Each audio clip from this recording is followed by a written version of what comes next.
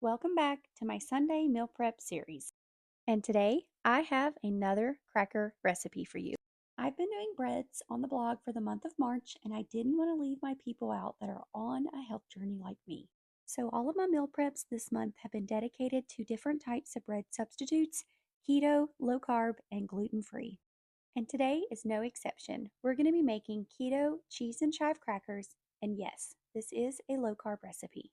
The first thing that I did is I took some mozzarella cheese, put it in a microwave safe bowl, and I put that in the microwave and melted it, which I showed a picture of just a minute ago. Then after that, I added my sour cream and mixed that up completely as well. And that will bring you up to speed to where we are right now in the video. So in a separate bowl, I'm doing my dry ingredients.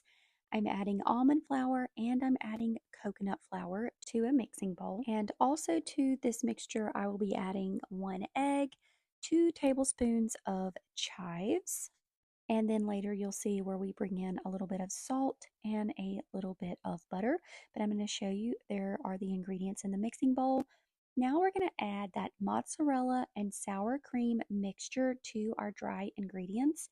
And believe it or not, this is all going to be kneaded together until it makes a dough. So yeah, kind of surprising.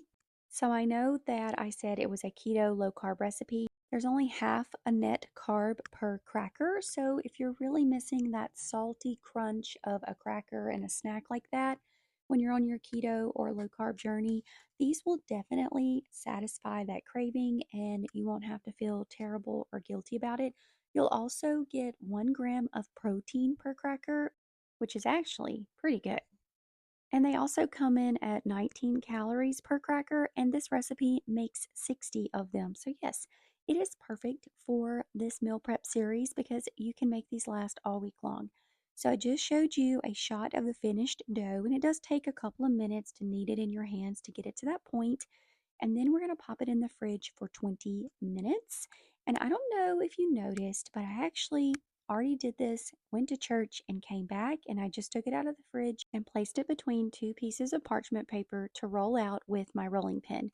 Now, the thing I was wondering if you noticed is that my hair changed because I am wearing the same clothes. When I came home from church, I actually put the same clothes back on that I had started with this morning because I made the dough before I left for church. But you can definitely tell that my hair is different, and that's why. So once you get your dough completely rolled out, you want to try to get it as thin as possible. I left my dough in the fridge a really long time. Instead of 20 minutes, I went to church and I left it for hours.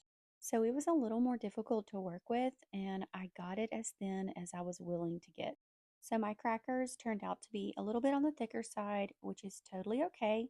And right here, I'm just cutting them into that square shape. The only difference that the thickness is going to make is how long you are actually going to cook your crackers. So there they are, cut into little squares. And I'm going to transfer them to a baking sheet to get ready to go into the oven. So obviously, the thicker your crackers, they're going to cook a little bit longer. And these are actually going to cook for 20 minutes, 10 minutes on each side, or about 16 minutes, 10 minutes on the first side, 6 or 7 on the other. So there they are. And our last step before popping them in the oven is brushing them with some butter. And then I'm going to sprinkle salt on them. Now, I do want to say that you need to be very generous with your butter and generous with your salt. On my first batch of these, I was very concerned about over salting them, so I went pretty light with my sprinkling of salt. After they came out of the oven and cooled and I tasted them, I realized that they needed significantly more salt. So be generous with your salt because we did not put salt in the recipe. So there they are. They're looking all beautiful. Now, I went ahead and placed the first batch in the oven. And while they are baking, I was brushing my second batch with the butter and I was being a little bit nicer with the salt because they definitely needed it. And I'm going to show you in a minute how I'm going to swap out these parchment papers. So, yep, there they are. The first batch came out. They look delicious. They are beautiful, golden brown. They're crispy. And I just slid them off and I slid the other batch on. So, I wanted to taste it for you guys. Is it crunchy? Yes, it is. And it tastes like onion and it tastes like cheese. It is the perfect snack, guys. You have to make it.